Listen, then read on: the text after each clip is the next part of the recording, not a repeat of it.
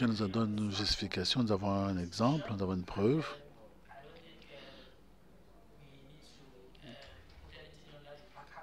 Je ne pense pas je pense qu'on a besoin de clarification. Pourquoi? Il faut qu'on dise pourquoi cela s'est passé de sorte qu'on sache si c'est un problème de politique. Donc, pendant que vous vous préparez, quand vous serez prêt, faites-moi signe. Sandé, vous pouvez réagir maintenant. OK. Je suis totalement d'accord. Je souscris entièrement à ce qu'a dit Andrew. C'est ce qu'il dit dans le fond, c'est que si la politique telle qu'elle existe fonctionne, les gens devaient pouvoir justifier ce dont ils ont besoin, de sorte qu'on n'ait pas 10 millions d'adresses IP dans notre pool sans être attribué, alloué.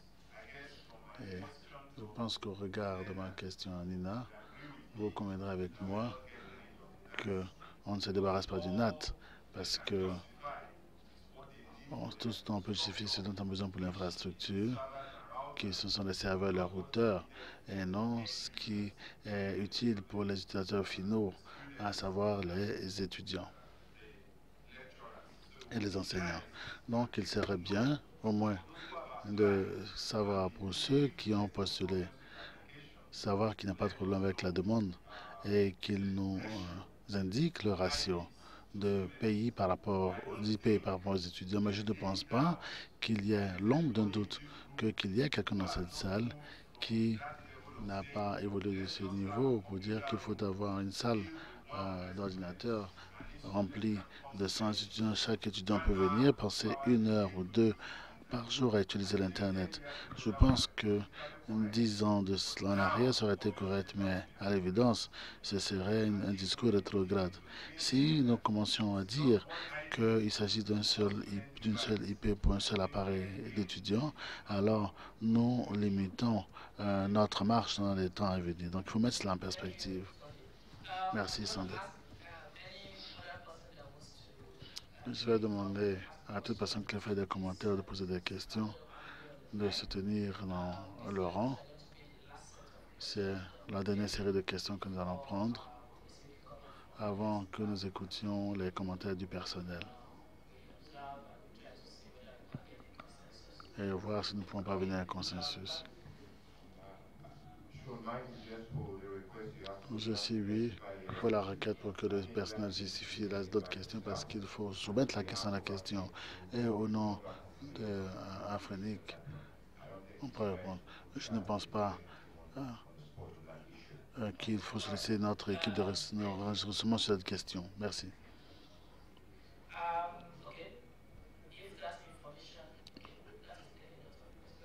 Bonne note prise. Quelle note? Je suis agnostique sur cette proposition. Je ne suis ni contre ni pour, de quelque façon. Mais cela dit, il y a une différence entre régions. Et je suis un étranger ici. Vous, vous avez mentionné les systèmes, les sexes. Les sexes pour l'université qui a été attribuée dans les 90.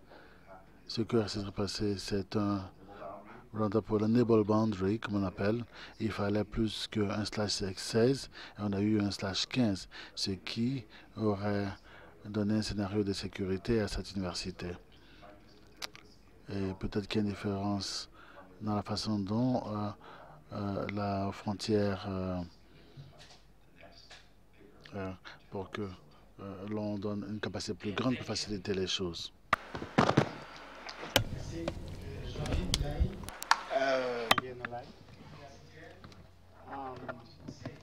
From academia, I'm a member of the board. I'm against this policy for the simple reason that I can't see the added value of this policy to the current procedure. My university requested 4 years ago a /18, which was granted to us. We justified the infrastructure and it was allocated. And in the evolution of the infrastructure of the university, when needs increase, we will certainly go back to Afrinic and ask for more. For the time being, we asked for a /18 that's enough for our infrastructure, and it was granted. So I can see it's a policy problem, a specific policy problem for higher education institutions. All the more since the universities and higher education institutions pay half price. So I don't think we should rewrite a new policy for higher institutions. I agree with Alan Barrett and Nena and others who are against this policy. Thank you. Thank you. Okay, the author has just reminded me that Alan Barrett is not against, so just to... L'auteur m'a rappelé que Alan Barrett n'est pas contre. Okay. Alan Barrett n'est pas contre. Il ne supporte pas, mais il n'est pas contre. Bon, s'il vous plaît. Il est neutre. Voilà, c'est le meilleur terme à utiliser. Dernière personne. Dernière personne. Any other person that... Si quelqu'un d'autre veut faire un commentaire, poser une question, il faut lever la main, il faut se lever. Donc, ce sont les deux derniers, s'il vous plaît. Donc, il y a trois derniers. Merci. Des questions, ce serait certainement des commentaires. Alors, c'est Genzu Yebwe. Alors, je vais intervenir en tant qu'un Africain. D'abord, je vais d'abord vous dire merci de cette occasion, cet espace que vous donnez de changer sur PV6. Je crois que vous êtes arrivé ici en Côte d'Ivoire pour certainement promouvoir IPv6. Et donc, depuis le samedi, le début, j'étais là jusqu'à aujourd'hui. On n'a fait que donner toutes les qualités, les avantages de IPv6. Hier, il y avait un étudiant comme ça qui se plaignait pour dire qu'à l'école, le programme, c'était des programmes qui dataient de 5 ans, que quand ils arrivaient en entreprise, c'est un expert, cet étudiant-là, selon ce qu'il dit, quoi. Il dit comme ça que quand il arrive en entreprise, malheureusement, tout ce qu'il déploie, ce sont les vieilles technologies que les professeurs enseignent. Alors, finalement, il se perd. OK? Alors, je partage son avis, mais malheureusement, il n'est pas là. Sinon, aujourd'hui, il faut faire de l'auto-formation. Et donc, je l'encourage vers ce fait-là. Parce que c'est vrai, il a un peu raison, ce n'est pas sa faute. Nous sommes dans un système francophone. Ça fait que c'est un peu compliqué. Alors, ceci dit, je ne partage pas franchement cet avis, mais je vais essayer de répondre en tant que politicien.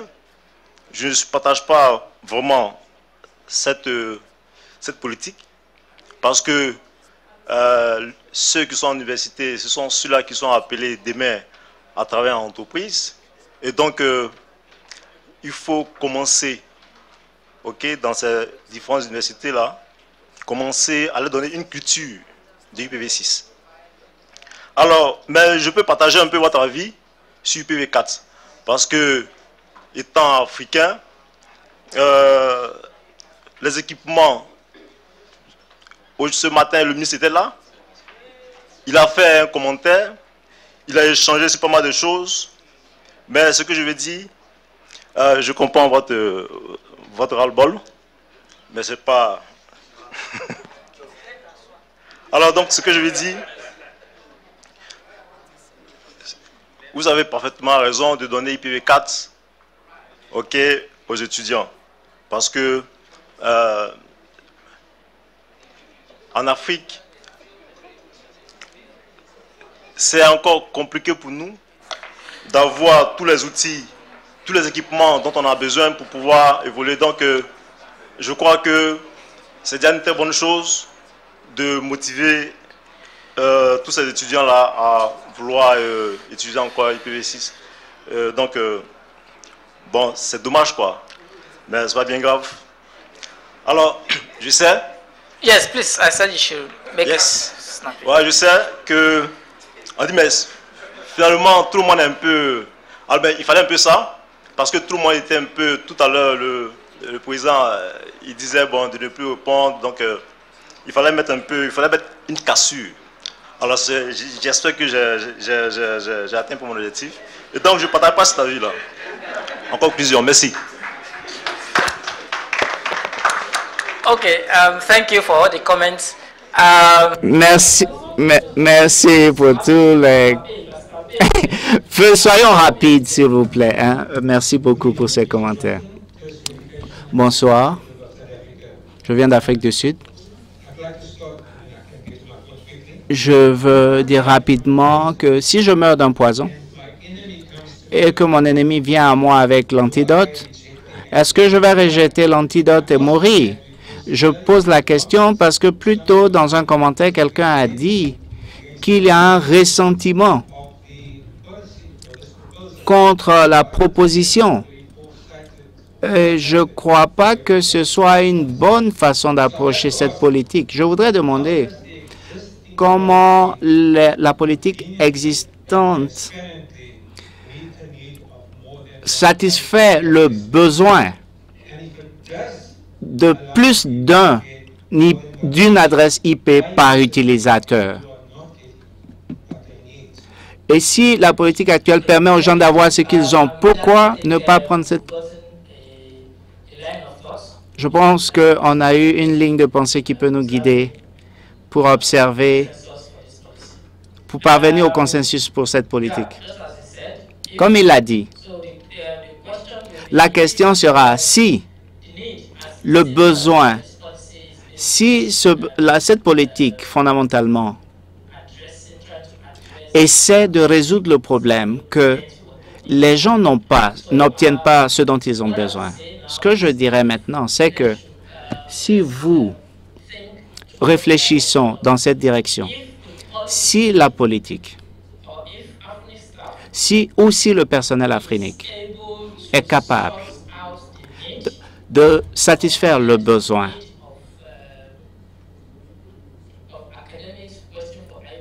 des institutions d'enseignement supérieur sur la base de la politique actuelle, s'ils peuvent satisfaire le besoin à partir de la politique actuelle, est-ce que nous avons encore besoin de cette nouvelle politique? C'est quelque chose à quoi nous pouvons penser en réfléchissant à notre point de vue. Et je pense que ceux qui sont neutres aussi, c'est bon d'être neutre.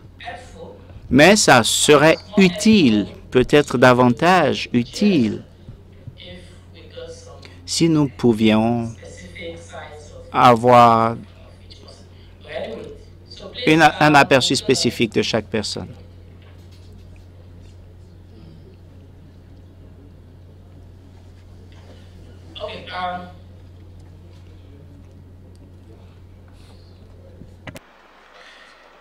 Andrew's comment. Okay, please. I hope it's 2 words. Un commentaire d'Andrew, j'espère que c'est juste en 2 mots.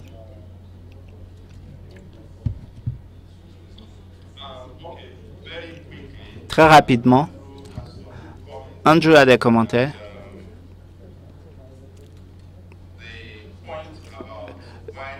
Le point sur pourquoi nous essayons de donner V4 et pas V6, actuellement, quiconque veut a besoin de ces 2 IP. La deuxième chose est que il dit de dire ceci, et je vais le dire comme il l'a dit que je devrais le dire. Désolé.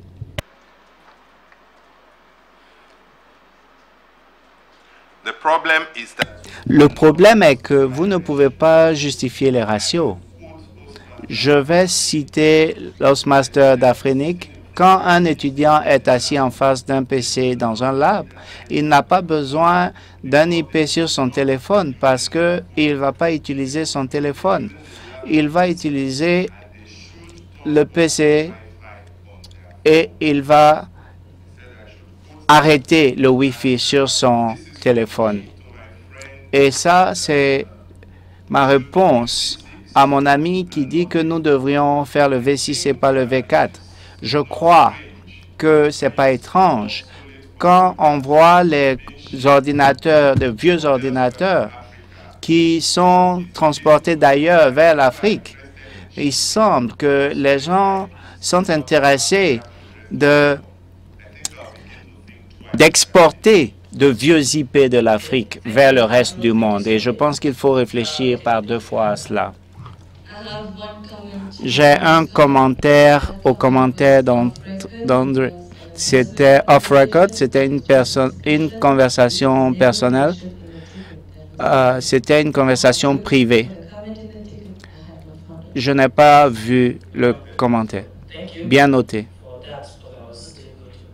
Merci. J'étais prêt à demander. Je pense que nous devrions parvenir à un consensus. Nous allons le faire en levant les mains. Je vais être direct. Ceux qui sont contre, levez la main.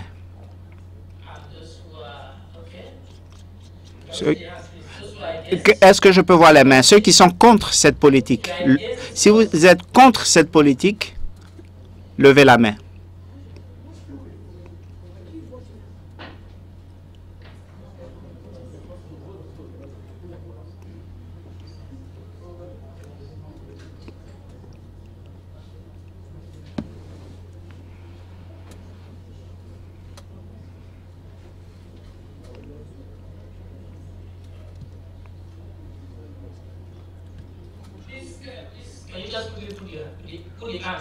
Est-ce que vous pouvez lever la main, s'il vous plaît? S'il vous plaît, maintenez la main levée.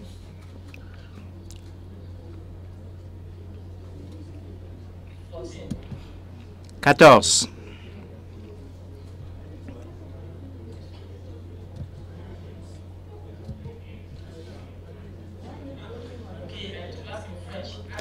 Je vais demander en français. C'est interprété, non?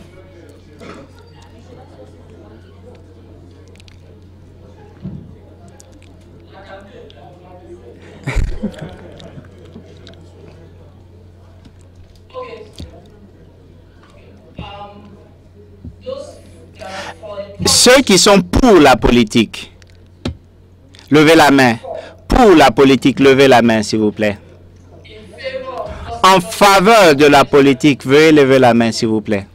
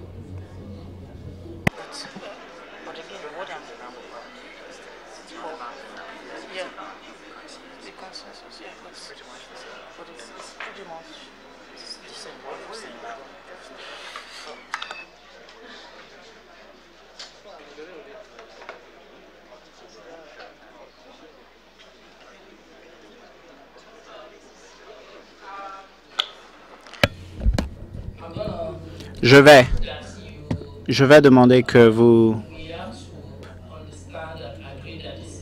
nous acceptions, que nous comprenions que c'est quelque chose de collectif.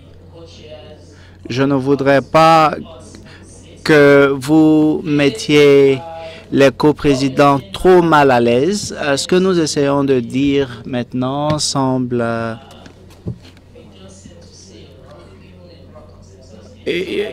nous n'apercevons même pas le moindre consensus. Est-ce que vous pouvez bien lever la main de façon très claire et distincte pour que nous puissions? C'est interprété. Pour ceux qui soutiennent, veuillez lever la main à nouveau, s'il vous plaît. Ceux qui soutiennent, ceux qui sont en faveur de la politique. En faveur de la politique.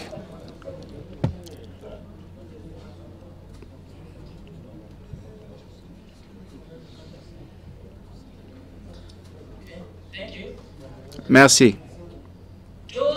Ceux qui ne sont pas en faveur, ceux qui ne soutiennent pas la politique, levez la main, s'il vous plaît.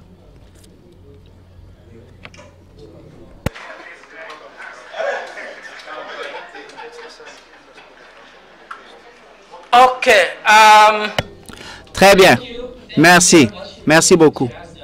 Veuillez baisser la main. Tel que ça se présente, il semble que nous n'avons pas de consensus.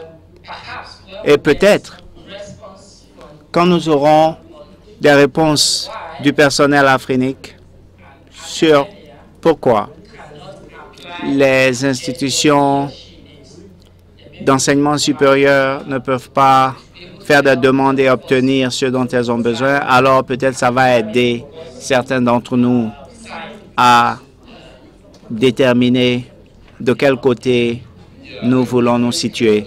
Je pense que c'est bien. Je voudrais donner l'assurance que nous ne lions pas l'adoption de cette politique à un cas particulier parce que certains détails de cette politique pourraient ne pas être applicables à tout le monde. La réponse, donc, à cette réponse spécifique n'est pas le lien à l'adoption d'une telle politique. Il faut avoir une vision globale, sachant que ce cas spécifique, il y a des raisons pour lesquelles tout n'a pas été fait, qu'on ne peut pas divulguer ici. Je dis ça non, parce qu'il faut nous faire preuve de prudence. Je voudrais, peut-être qu'il y a beaucoup d'autres personnes qui sont là dans la salle, et je me demandais à une troisième voie possible qui pourrait soit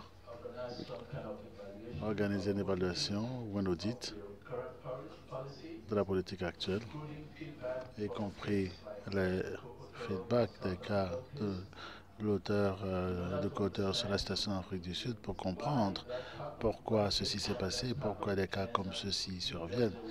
Et s'il y a une possibilité d'améliorer la politique actuelle, plutôt que de proposer une autre politique, organiser un certain type d'organisation, d'audit, pour améliorer la mise en œuvre de la politique actuelle.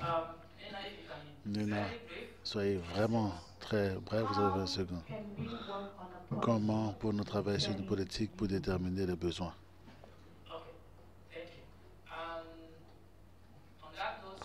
Sur cette note, en tant que co-président, je déclare qu'il n'y a pas de consensus pour cette politique. Et en conséquence, nous allons la remettre sur la liste de diffusion pour discussion. On espère qu'avant la prochaine réunion directe de la FRENIT, nous aurons eu des informations utiles et des réponses sur la liste de diffusion qui nous permettra de déterminer le consensus, les stations de consensus par rapport à cette question.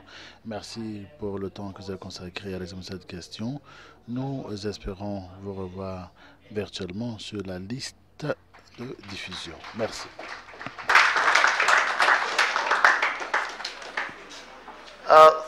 Thank you very much, Sean. Merci, Sean.